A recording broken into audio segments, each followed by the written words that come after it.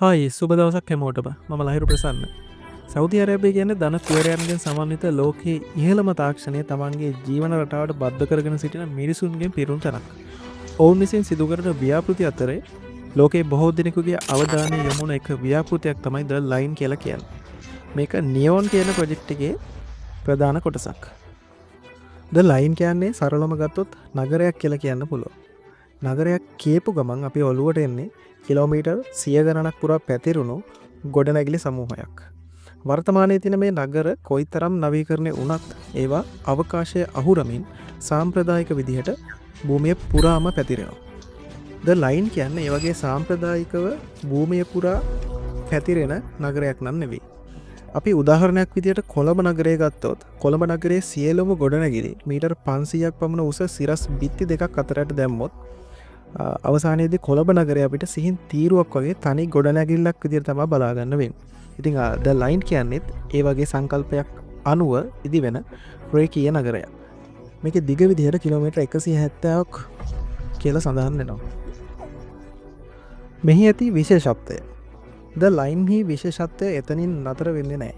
Saudi රජයේ නගරය තුල ක්‍රියාත්මක කිරීමට අපේක්ෂා කරන සංකල්ප සැලකීමේදී එය වඩාත්ම ආසන්න වන්නේ විද්‍යා ප්‍රබන්ධයකට. ද ලයින් එහෙමත් නැත්නම් රේඛීය නගරය දර්පණ ආවරණය කරන ලද ගොඩනැගිලි දෙකකින් තමයි සමන්විත වෙන්නේ.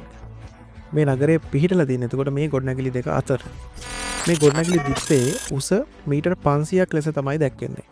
ගොඩනැගිලි දෙක අතර පරතරය මීටර් 200ක් විදිහට සඳහන් කරලා තියෙනවා. ඒ අනුව ද ලයින්හි වපසරිය ආසන්න වශයෙන් වර්ග කිලෝමීටර් 34කට ආසන්නයි කියලා තමයි කියන්නේ. බැලු බැල්මටම මෙය කුඩා වපසරයක් වුණත් මිලියන 9කට පමණ නිවහන් සැපීමේ හැකියාව ද ලයින් සතු වෙනවා. මේ නගරයේ ප්‍රධාන මට්ටම් 3කට තමයි ඩිසයින් කරලා තියෙන්නේ. එහි පළමු මට්ටම මහා මාර්ග හෝ රථවාහන නොමැති කලාපයක් විදිහට තමයි නිර්මාණය වෙන්නේ. ඒ සම්පූර්ණයෙන්ම වෙන්නේ පදිකයන් වෙනුවෙන්.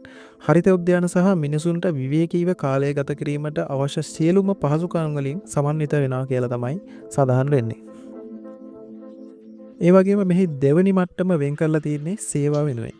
නගරයේ තියෙන සියලුම කඩසාප්පු සහ වාණිජ ක්‍රියාකාරකම් මෙහිදී තමයි සිදු කිරීමට යෝජනා කරලා තියෙන්නේ. ඊට පස්සේ තෙවැනි සහ පහළම මට්ටම ලෙස සලකන්නේ නගරයේ කෂේරුකාව වශයෙන්.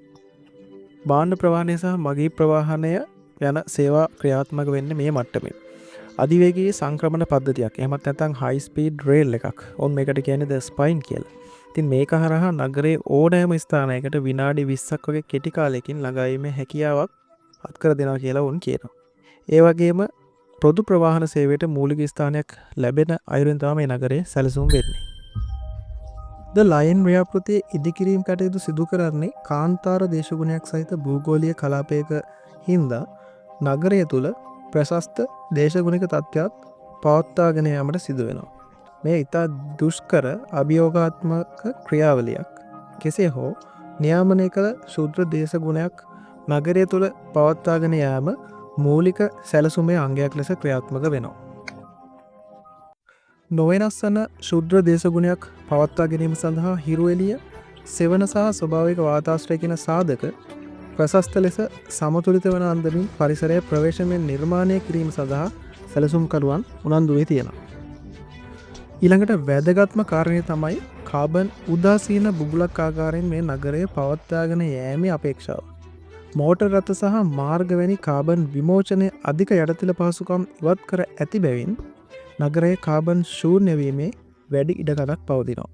නගරයේ ඇති ගෘහස්ථ ඒකක සහ කර්මාන්ත ඇතුළු සියල්ලම පුනර්ජනනීය බලශක්ති මත ක්‍රියාත්මක කිරීමට තමයි ප්ලෑන් කරලා තියෙන්නේ.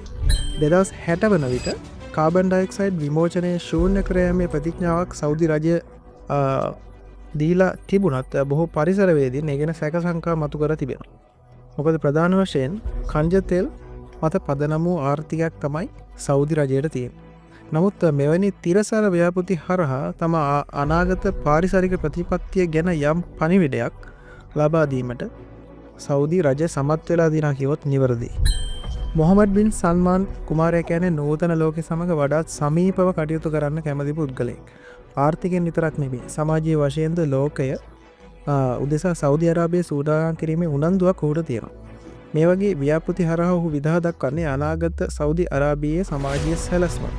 ඔවුන් මේ දක්වා විශ්වාස කරන හරපද්ධතින් වලට හානියක් නොවන ආකාරයෙන් ඒ පරිවර්තනය කරන්නේ කොහොමද කියලා මුළු ලෝකෙම බලාගෙන ඉන්නවා. මේ ව්‍යාපෘතිය සම්බන්ධයෙන් ආර්ථික හා සමාජීය වශයෙන් අභියෝග කොතෙක් තිබුණත් සෞදි රජපෞල මේ ව්‍යාපෘතිය යථාර්ථයක් බවට පත් කිරීමට හැකි උපරිම දේවල් සිදු කරමින් ඉන්නවා. ඉතින් මේ ගැන ඔබේ අදහස මොකක්ද? අනිවාර්යෙන් කමෙන්ට් එකක් දාන්න. ඒ ගැන අපි දැනගන්න කැමැත්තෙන් ඉන්නවා. ඒ වගේම තවත් යාළුවෙක්ට මේ වීඩියෝ එක බලන්න ෂෙයා කරන්නත් අමතක කරන්න එපා. ඉතින් මේ වගේ තවත් වීඩියෝ එකකින් අපි ඉක්මනින් හමු වෙමු. එතකල් ඔබට සුබ දවසක්.